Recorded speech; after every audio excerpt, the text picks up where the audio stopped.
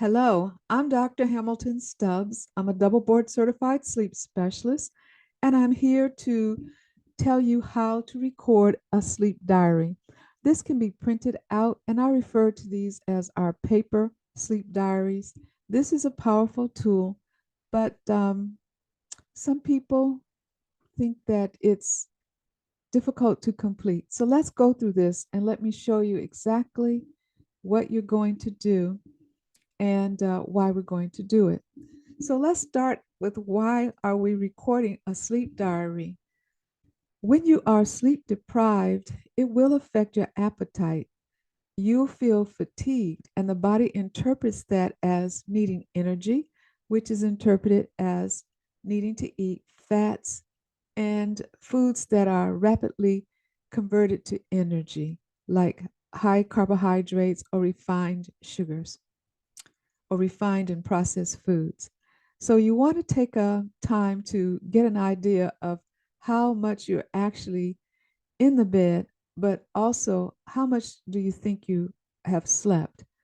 It's not important that it be 100% accurate, but an estimate is what we're looking for. So let's take a look at the sleep diary. This diary is coming from the National Sleep Foundation.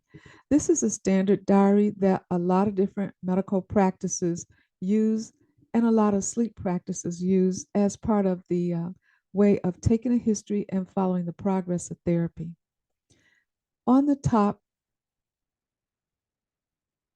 you're going to see that it has columns, and the columns have instructions at the top.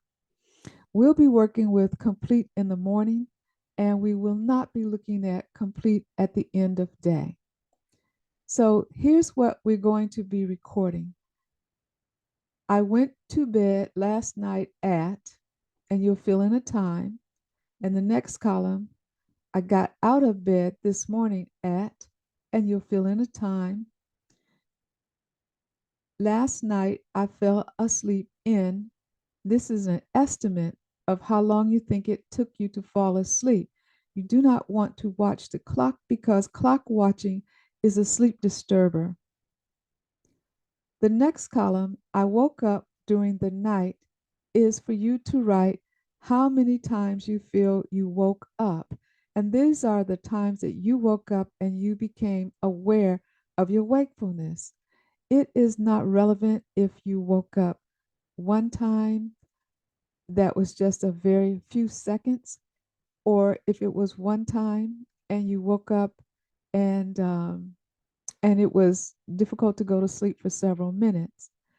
What we're looking at is the number of times that you were awake and you were aware that you were awake during the night. In the next column, when I woke up for the day, I felt.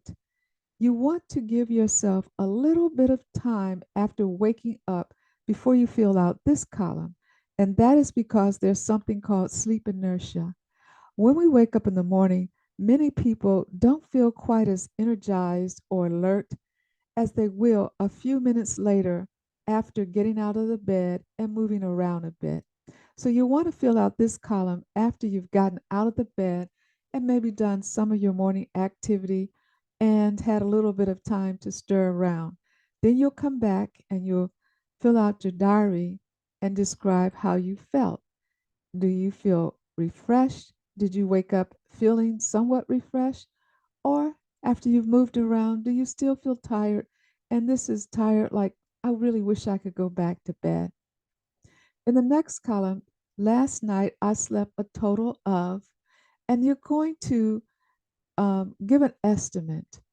For example, if you went to bed at 10 p.m. and you woke up at 6 a.m., you're in the bed for 8 hours.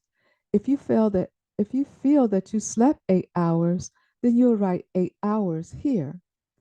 But if you went to bed at 10 p.m. and woke up at 6 a.m. to start your day, but you had a wake up during the night that lasted maybe 2 hours, then you would be estimating that you were asleep about 6 hours.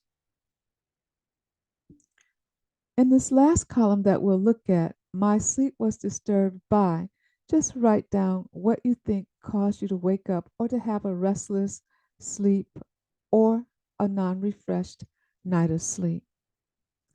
If you find that you don't have enough space to write here, feel free to write at the bottom of the page.